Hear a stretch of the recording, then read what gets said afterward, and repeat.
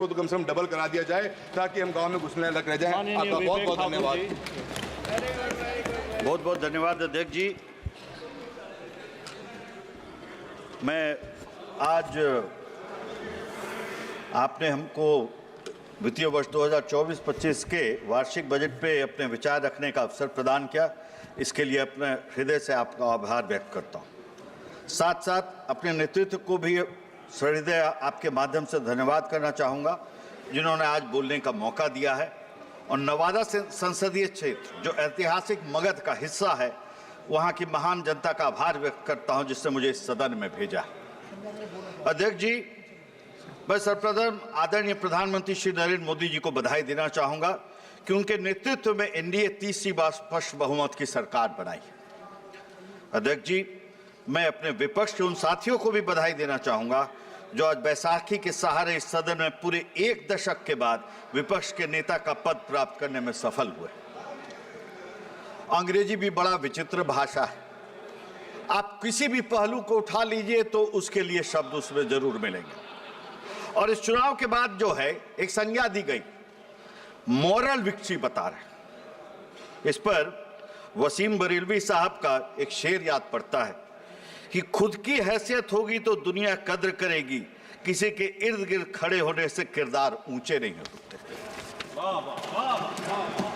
अध्यक्ष जी, एक दशक तक सरकार चलाने के बाद तीसरी बार स्पष्ट बहुमत के साथ सरकार बनाना आसान नहीं होता, और वो भी उस परिस्थिति में जब इस सरकार के दूसरे कार्यकाल के पहले ही वर्ष में कोरोना महामारी ने पूरे देश दुनिया को अपने गिरफ्त में कर लिया। कोरोना महामारी के बाद विश्व में अर्थव्यवस्थाओं का जो हाल हुआ, ये किसी से छुपा नहीं। और आज भी अनेक इकोनॉमीज जो हैं पूरे दुनिया की संघर्ष कर रही हैं, और भारत ने पिछले क्वार्टर में 8.2% की ग्रोथ रेट को प्राप्त किया है, जो आदरणीय प्रधानमंत्री के दूरदर्शी और मजबूत नेतृत्व का ही परिणाम है। ये एनडीए की जीत सामान्य नहीं, क्योंकि महत्वपूर्ण तो है ही। कोरोना महामारी के बाद अगर आप वैश्विक राजनीति को देखेंगे तो ये आपको नजर आएगा कि अधिकतर राष्ट्रों में सत्ता परिवर्तन हुए, चाहे अमेरिका हो, ब्राजील हो, इजराइल हो, जर्मनी हो, और हाल ही में आपने इंग्लैंड में भी देखा। इन सब के पीछे प्रमुख कारण इस देशों की अर्थव्यवस्था में संकट ही था। वहीं भारत में हमने देखा कि भारत की जनता ने प्रधानमंत्री जी पर और उनकी आर्थिक नीतियों पर तीसरी बार विश्वास करते हुए पुनः उन्हें सत्ता में काबिज किया है। अध्यक्ष जी, ये वर्तमान बजट भी उन्हीं सकारात्मक आर्थिक नीतियों का परिचायक। मैं तो बड़ा अचंभा में रहा इस बजट के पेश के बाद, जिस तरह के रिएक्शंस आए हैं। और अगला दिन जब मैं सुबह के कई अखबार को देखा तो अक्रॉस सेक्टर्स, और चाहे वो फाइनेंशियल न्यूज़पेपर हो या सामान्य न्यूज़पेपर हो, उसमें जब विचार देखे और हेडलाइंस पढ़ा और यहाँ पे जब रिएक्शंस देखा तो मुझे बड़ा अचंभा हुआ कि इतना बड़ा डिस्क्रिपेंसी और गैप ये कैसे है। क्या क्या हेडलाइंस छपे। The budget is unruffled by 2024 election results, the job of job creation done well, spending gets rural springboard, future proofing the Indian economy, अनुभव पर आधारित व्यवहारिक बजट, वित्तीय अनुशासन पर कायम सरकार। ये तो सारे अखबारों का हेडलाइन था। लेकिन चलिए, सीजन चल रहा है। आदरणीय अध्यक्ष महोदय, आदरणीय वित्त मंत्री जी ने जिन प्रायोरिटीज का जिक्र इस बजट में किया है, वो 9 प्राथमिकताओं के देश को नवसृजन का आधार बनाने वाली है। ये प्रायोरिटीज हैं productivity, resilience in agriculture, employment and skilling, inclusive human development and social justice, manufacturing and services, urban development, energy security, infrastructure, innovation, research and development और नेक्स्ट जनरेशन रिफॉर्म्स। अब क्या बाहर बचता है कि देश के पैमाने पर अगर आप चिंता करें, लेकिन दुर्भाग्य क्या है कि यह बजट सीमित होकर रह गया है बिहार और आंध्रा पर, पूर्वोत्तर पर, पूर्वोदय पर। इतना संकुचित पूरा राष्ट्र का बजट को कर दिया गया है, इससे कोई लाभ होने वाला नहीं। अगर भारत का इतिहास से अगर आप बिहार को हटा देंगे तो दुनिया का कोई ज्ञानी को यह कलम नहीं उठ पाएगा कि इतिहास भारत का कहां से आरंभ करें और कैसे लिखना शुरू करें। अध्यक्ष जी, मैं बिहार के जिस क्षेत्र से सांसद हूं वो मगध क्षेत्र के अंतर्गत आता है, और मगध एक ऐतिहासिक राज रहा है। हम सभी ने इतिहास की किताबों में इसका वर्णन सुना भी है और पढ़ा भी। सम्राट अशोक का साम्राज्य मगध से जो चलता था वह ईरान, थाईलैंड, अफगानिस्तान सब तरफ फैला हुआ था। परंतु आज मगध की स्थिति कुछ अलग। मगध अपने शौर्य और वैभव का भी स्थान इतिहास में पाता है और अपनी बर्बादी का भी गाथा एक कालखंड में बनाया है। आज मगध विकास की राह जो रहा है। हिंदी के प्रसिद्ध कवि रहे श्रीकांत वर्मा, उन्होंने अपने काव्य संग्रह मगध में मगध की स्थिति का जो वर्णन किया है मैं सदन के समक्ष रखना चाहूंगा। यहां मैं मगध को देखता हूं, यहां वह लुप्त हो जाता है, लेकिन न तो मगध है और न ही मगध। आप भी खोज रहे होंगे भाई, ये वो मगध नहीं है जिसके बारे में आपने किताबों में पढ़ा है। ये वो मगध है जिसे आपने भी मेरी तरह खो दिया। अध्यक्ष जी, मैं धन्यवाद देना चाहूंगा प्रधानमंत्री जी का और आदरणीय वित्त मंत्री जी का कि उन्होंने मगध की ऐतिहासिक विरासत को बचाने का कार्य इस बजट के माध्यम से किया है। इसलिए हम बिहारवासी सदैव उनके ऋणी रहेंगे। चाहे वो गया का विष्णुपद मंदिर हो, बोध गया का अंतर्राष्ट्रीय पर्यटक केंद्र के रूप में विकसित करना हो, काशी विश्वनाथ कॉरिडोर के समान गया के विष्णुपद मंदिर और महाबोधि मंदिर को विकसित करना हो, राजगीर में पर्यटन के विकास की बात हो, गया वैशाली एक्सप्रेसवे हो जो नवादा होकर गुजरेगी, इंडस्ट्रियल हब गया में एक बनाने की बात। सिर्फ गया में नहीं, ये कोलकाता अमृतसर कॉरिडोर का एक हिस्सा है। जिस राज्य से पार करेगा वह हर जगह एक एक इंडस्ट्रियल हब बनाने की बात। चेन्नई वाइजैक कॉरिडोर की भी घोषणा हुई है, लेकिन चर्चा सिर्फ गया का है और कोलकाता अमृतसर कॉरिडोर के नाम से भी नहीं है। यह सब कुछ बिहार तक आके सीमित हो गया। और अगर पार भी कर रहा है, वहां बन भी हो रहा है, तो शोर काहे का है। विष्णुपद अध्यक्ष जी हिंदू धर्म की रीतियों का अंतिम पड़ाव है। गया जी में मरणोपरांत पिंडदान और तर्पण करने वाले देश के अलावा विश्व के कोने कोने से करोड़ों लोग आते हैं। क्या इसका विकास होना गलत है? तो शोर काहे का है?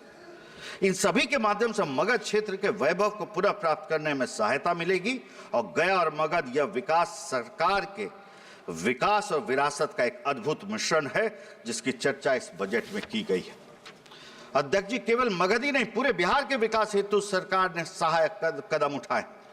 चाहे वो बक्सर भागलपुर एक्सप्रेसवे हो, पटना पूर्णिया एक्सप्रेसवे हो, चाहे वो 2400 मेगावाट का पावर प्लांट जो पिरपैथी में लग रहा हो। बिहार के विकास में, विशेषकर उत्तरी बिहार में विकास में एक प्रमुख बाधा कोसी वाली बाढ़ थी। एक सदस्य हमारे कह रहे थे कि बाढ़ तो पूरे दुनिया में आता है, पूरे देश में आता है, हमारे भी क्षेत्र में आता है। अरे आता तो है, अमेरिका में भी आता है, ये कौन नहीं जानता है? इसमें ज्ञान क्या है?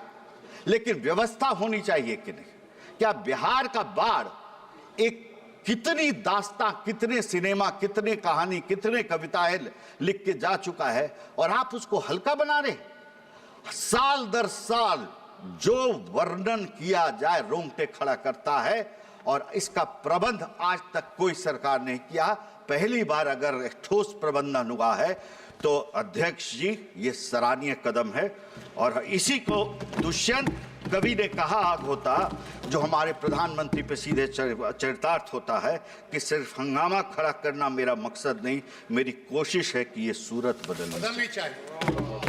अध्यक्ष जी, हमारे विपक्षी साथी ये आरोप लगा रहे हैं कि बिहार को जानबूझ पहुंचाया गया है फायदा, अन्य राज्यों के साथ भेदभाव किया गया है। तो भेदभाव क्या होता है मैं बताना चाहूंगा।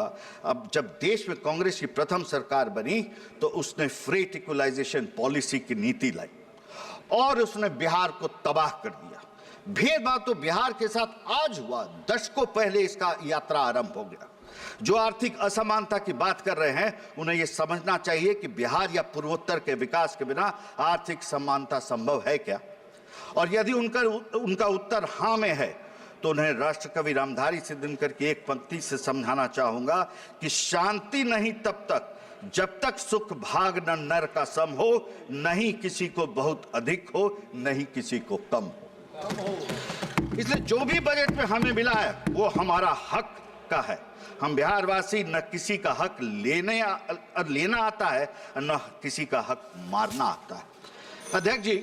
अध्यक्ष जी मेडन स्पीच है इस सदन का। अध्यक्ष जी, इन लोगों को बिहार का विकास देखा नहीं जा रहा है क्योंकि वे वही लोग हैं जो बिहार में बाढ़ आने पे, ठीक की भारती जी ने कहा कि कहते थे कि भाग्यशाली हो कि आपके घर के दरवाजे पे मां गंगा आई है, आरती उतार लो। अध्यक्ष महोदय, दशकों से जो विनाश का तांडव हुआ उसका वर्णन मैं करना नहीं चाहता। और ये वही लोग हैं, उसकी भी चर्चा हुई कि सड़क बनाने पर पुलिस तुम्हारे दरवाजे पे आ जाएगी। मेरे विपक्ष के साथी चाहते हैं कि हमारा बिहार बाढ़ में डूबा रहे और विकास से दूर रहे। केंद्र में सत्ता में तो आप लगातार 10 साल रहे, 14 तक आप ही कर देते, हम उसका स्वागत करते, लेकिन किया क्यों नहीं? और जब आज हो रहा है तो आपत्ति और कुंठा किस बात की? विवेक जी प्लीज कंक्लूड प्लीज। अरे अभी तो श्रद्धेय अटल जी ने बाढ़ का पावर प्लांट चालू कराया, एम्स पटना दिया, रोड बनने पर काम शुरू हुआ। एनडीए की सरकार जब बिहार में नीतीश जी और सुशील जी के नेतृत्व में बनी तो बिहार मॉडल की बात शुरू हुई। आपके समय की ख्याति बिहार के विकास से कोसों दूर थी और किन कारणों से ख्याति हुई ये जग जाहिर। आपके पार्टी के कप्तान एक का बजट पर जो बयान कल आया है बड़ा दुखद था। कहा कि 2 थाली, एक में पकौड़ा और एक जलेबी में। बिहार, आंध्र, पूर्वोत्तर, ये सब मतलब अगर विकास के रास्ते पिछड़ा है तो आपत्ति इतनी बड़ी, दुर्भाग्य है ऐसा। अरे बिहार वासियों ने 10 को गुहार लगाई, बंटवारा हो गया, कुछ भी नहीं बचा अध्यक्ष जी। बाढ़, सुखाड़, स्कैम, क्राइम, इसके अलावा कुछ नहीं बचा था हमारे बिहार में। आप समाप्त कीजिए। विशेष ध्यान के लिए अध्यक्ष जी 2 मिनट में सुबह से बस खत्म हो रहा है। केंद्र सरकार के प्रति आभार व्यक्त करता हूं और बिहार आगे बढ़ेगा और मेरा देश भी आगे बढ़ेगा। अध्यक्ष जी, इस बजट के माध्यम से पूर्वी भारत का जो बात की गई है, ये समझना पड़ेगा कि हमारा बिहार का एवरेज इनकम गोवा से भी 10 गुना कम। और पूर्वोदय की बात प्रधानमंत्री ने कहा है, मैं शुक्रगुजार हूं। और सत्ता में आए तो आज नहीं, 2014 से पहला फोकस उन्होंने किया है लुक ईस्ट पॉलिसी के तहत। कल मेरे दोस्त विप्लव जी ने भी इस पर बड़ा विस्तार से बताया है कि पूर्वोत्तर भारत में, आप तो खुद अध्यक्ष जी इसके साक्षात गवाह, कि पूर्वोत्तर नीति से पूर्व के सूर्योदय का वक्त अब आ गया है और वो सराहनीय है। और इसी पे राष्ट्र कवि ने कहा था, हो तिमिर कितना भी गहरा, हो रोशनी पर लाख पहरा, सूर्य को उगना पड़ेगा, सूर्य को उगना पड़ेगा, फूल को खिलना पड़ेगा। हो समय कितना भी भारी, हमने ना उम्मीद हारी, दर्द को झुकना पड़ेगा, रंज को रुकना पड़ेगा। सब थके हैं, सब अकेले, लेकिन फिर आएंगे मेले, साथ ही लड़ना पड़ेगा, साथ ही। धन्यवाद विवेक जी। से सुधाकर सिंह जी। अध्यक्ष जी, मैं बस आपको एक 2 मिनट जरा, मैं सुबह से ये है, देखिए मेडल स्पीच है, आप इसका कदर करिए अध्यक्ष जी। मैं ये कहूँगा, मैं 2 मिनट में बस खत्म कर रहा हूँ। आदरणीय अध्यक्ष जी, एस्पिरेशनल डिस्ट्रिक्ट का मैं सांसद हूं, आकांक्षी जिला। मेरा एक सुझाव है और आपके माध्यम से ये कहना चाहूंगा, क्योंकि पीएम जनजातीय उन्नत ग्राम अभियान जो आरंभ हुआ है वो एक क्रांतिकारी कदम है।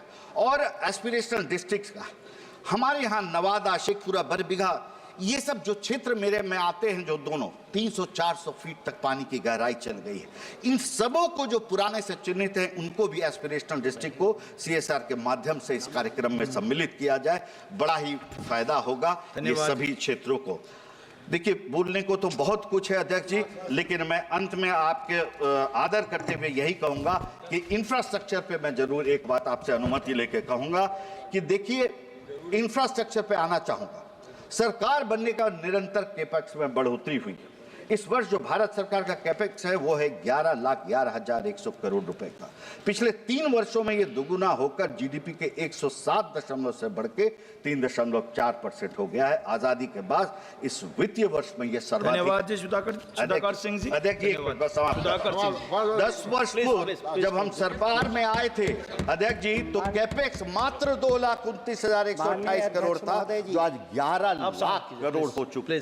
माननीय अध्यक्ष महोदय जी, माननीय अध्यक्ष महोदय जी, सर्वप्रथम मैं राष्ट्रीय जनता दल के राष्ट्रीय अध्यक्ष लालू। एक मिनट आधा सेकंड बजट में वित्त मंत्री 30 सेकंड में आप कलम कीजिए, 30 सेकंड में टारगेट रखा था, अचीव किया था 5.6%, इसलिए ये संभव है। मोदी है तो मुमकिन है, इस चीज को जान लेना। Thank you Sudhakar Singh ji.